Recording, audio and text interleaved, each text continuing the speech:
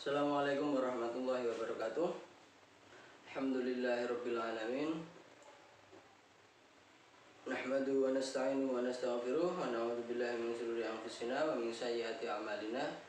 May yahdihillahu fala mudilla lahu wa may yudlil fala hadiyalah. Asyhadu an la ilaha illallah wahdahu la syarika lahu wa asyhadu anna Muhammadan 'abduhu wa rasuluh. La nabiyya ba'dah. Ma ba'd. Alhamdulillahirabbil alamin. Kita panjatkan puji syukur kepada Allah Subhanahu wa taala, di mana kita telah diberi kenikmatan berupa iman dan Islam dan kesehatan, sehingga kita masih bisa bertemu lagi walaupun tidak secara tatap muka langsung, hanya via video. Alhamdulillah. Shalawat dan salam tak lupa kita panjatkan kepada Nabi kita Muhammad SAW. Semoga kita mendapat syafaatnya kelak di yaumul qiyamah. Amin. Ya, untuk malam ini kita lanjutkan kajian kitab ta'lim, di mana untuk mempelajari akhlak atau adab seseorang yang menuntut ilmu itu seperti apa. Ya, bismillahirrahmanirrahim.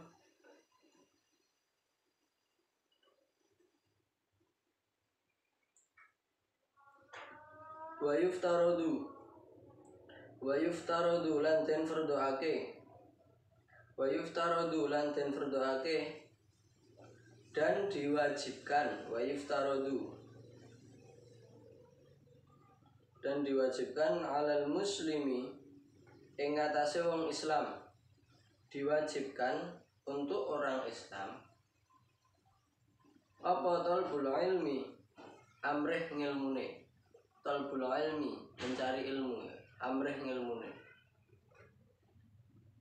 Jadi mencari ilmu itu wajib bagi setiap muslim, seperti yang sudah dibahas kemarin,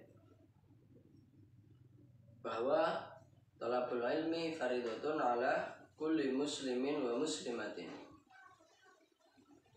Maka dijelaskan wa yuftaradu alal muslimi, wajib bagi setiap orang Islam untuk menuntut ilmu.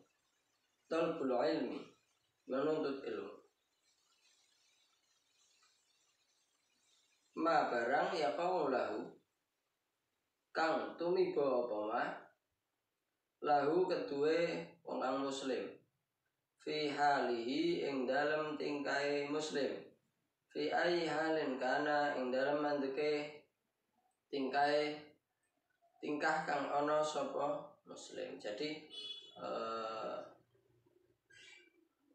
ma yaqau lahu itu sudah menjadi hal yang wajib kepada orang muslim. Maksudnya hal yang wajib apa? Itu menuntut ilmu. Fi halihi, di dalam tingkahnya, maksudnya dalam tingkahnya itu ketika kita melakukan sesuatu, misal contoh itu sholat ataupun ibadah-ibadah yang lainnya, maka kita wajib mengetahui ilmunya. Makanya kita diwajibkan untuk belajar, karena kalau tidak belajar maka kita tidak akan tahu seperti apa sholat itu. Misal contoh sholat, dalam hadis disebutkan Rasulullah bersabda, "Shollu kama ra'aitumuni usolli." Sholatlah kalian seperti melihatku, dalam arti itu Rasulullah sholat. Nah, kalau kita tidak mengetahui ilmu sholat, itu kita tidak bisa menirukan Rasulullah sholat, itu seperti itu. Dan bagaimana kita mengetahui ilmu sholat dari Rasulullah itu? Ya melalui belajar. Belajar dari siapa? Belajar dari guru-guru kita gitu. Kita tidak bisa langsung meniru sholatnya Rasulullah karena kita tidak satu zaman pada saat Rasulullah ada, ataupun sahabat, ataupun tabiin, ataupun tabiin gitu. Kita belum ada gitu. Dan di zaman Rasulullah juga belum ada YouTube gitu loh. Terus tutorial sholat ala Rasulullah gitu, nggak ada di YouTube. Terus Rasulullah perintah kepada sahabat Abu Bakar, misalnya Abu Bakar, nanti video sholat saya tolong diupload di YouTube ya, ditulisi tutorial sholat Rasulullah gitu. Itu nggak ada. Makanya kita harus belajar melalui guru-guru gitu. Kita tidak bisa langsung meniru Rasulullah. Maka dari itu wasilah ilmu itu sangatlah penting. Kita harus belajar dari guru, karena kalau kita hanya belajar dari buku ataupun apalagi dari Google yang itu tidak diketahui sumbernya, tidak digurukan, maka tidak ada yang menanggung kita. Ketika kita salah tidak ada yang menanggungnya. Tapi kalau kita belajar pada seorang guru, kalau ada yang salah pada kita, nanti akan ditanyai gurunya, kamu dulu ngajinya sama siapa gitu. Guru ini, ada yang bertanggung jawab. Tapi kalau salah, kamu ngajinya sama siapa? Sama Google lah, Google suruh tanggung jawab, nggak bisa. Nggak bisa. Jadi kita harus jelas belajar kepada seorang guru. Makanya kita harus menghormati guru. Karena guru itu yang telah memberikan ilmu kepada kita semua. Itu. Fa'innahu la budda lahu minas sholati. Fa'innahu monggo setuhune kelakuan la budda tan kena ora lahu kedua muslim minas sholati saking sholatnya. Seperti yang sudah saya jelaskan tadi, ilmu hal itu fa'innahu la budda lahu minas sholat. Orang muslim ya tidak bisa tidak harus melaksanakan sholat gitu. Seperti Rasulullah dulu pernah, ada sahabat yang pernah bertanya kepada Rasulullah, wahai Rasulullah, mal farqu bainal muslim mukmin wal kafir? Mal farqu bainal mukmin wal kafir? Apa bedanya antara orang iman mukmin dan orang kafir? Rasulullah singkat menjawabnya sholat. Jadi sholat itu hal yang membedakan antara orang mukmin dengan orang kafir, seperti itu. Fayuftaradu alaihi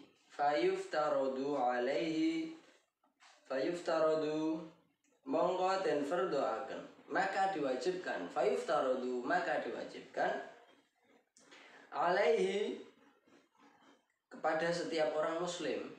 Alaihi kembalinya kepada muslim, pada setiap orang muslim. Apa ilmu ma yaqulu, ngerteni barang kang kedadean apa ma lahu kedue muslim. Jadi kita harus tahu tentang sesuatu itu. Caranya apa? Yus belajar. Nggak ada cara yang lain selain belajar gitu. Fayuftaradu alaihi ilmu ma yaqulu lahu fi sholatihi, ing dalem sholate wong muslim. Nah, jadi kita harus tahu sholat itu tadi seperti apa, syarat sahnya sholat seperti apa, rukunnya sholat seperti apa yang membatalkan sholat, seperti itu. Yang penting kita harus mengetahui ilmu sholat itu sendiri. Biqadri ma yu'addi bihi, biqadri ma yu'addi bihi, kelawan qadare barang kang nekani sapa muslim, bihi lawan ma.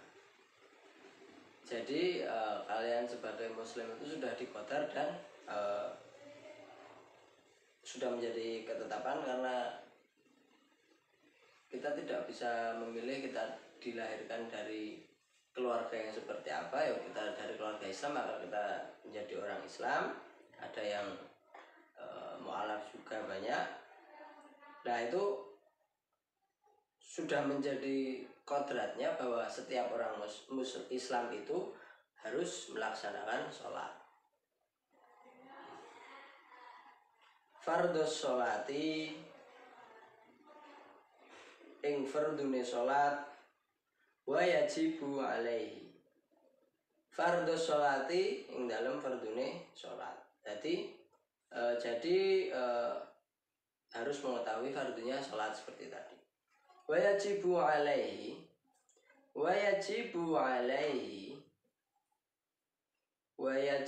alaihi lan wajib ing atase muslim, wajib kepada setiap orang muslim apa ilmu ma yaqau lahu, ngerteni barang kang arep katindakake bi qadri ma yu'addi bihi, kelawan barang kang nekani sapa muslim bihi kelawan ma al wajibu ing penggawe wajib. Jadi kita harus mengetahui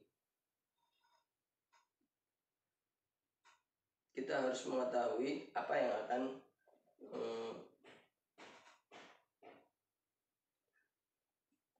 yang akan kita lakukan dengan perkara yang wajib tersebut, seperti itu. Jadi